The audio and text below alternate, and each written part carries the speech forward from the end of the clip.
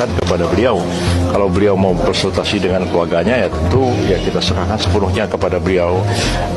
Walaupun saya katakan bahwa ini adalah putusan yang kontroversial dan mengandung cacat hukum di dalamnya, putusan ini problematik, ya kita serahkan kepada beliau, dan saya percaya bahwa Pak Jokowi dan sebagai kepala keluarga dan Mas Gibran sendiri tentu akan mengambil keputusan yang paling bijaksana di tengah-tengah kemungkinan reaksi yang makin meluas akibat dari putusan yang kontroversial ini.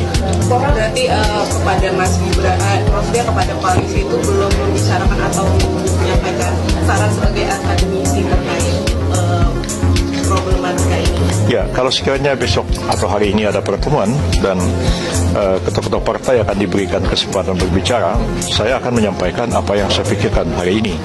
Karena memang walaupun saya ketua partai, tapi saya tidak dapat melepaskan diri saya sebagai seorang akademisi dalam berbagai disiplin ilmu, khususnya akademisi di bidang hukum tata negara.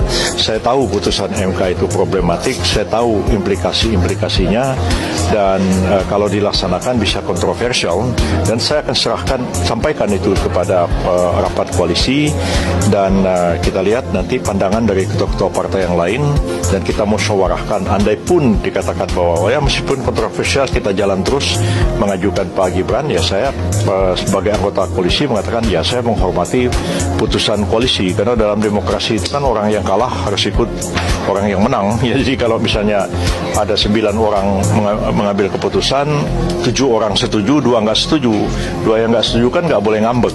2 yang nggak setuju itu harus tunduk pada keputusan mayoritas. Jadi saya akan seperti itu.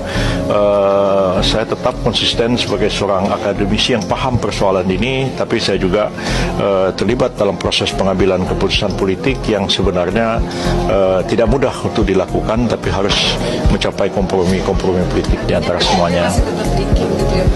Ya, PBB ya, kalau misalnya koalisi tetap mengatakan bahwa Pak Prabowo mengusulkan Pak Gibran, saya sudah kemukakan pandangan saya. Benar maju atau tidak maju, ya kita serahkan kepada beliau. Kalau beliau mau konsultasi dengan keluarganya, ya tentu ya kita serahkan sepenuhnya kepada beliau.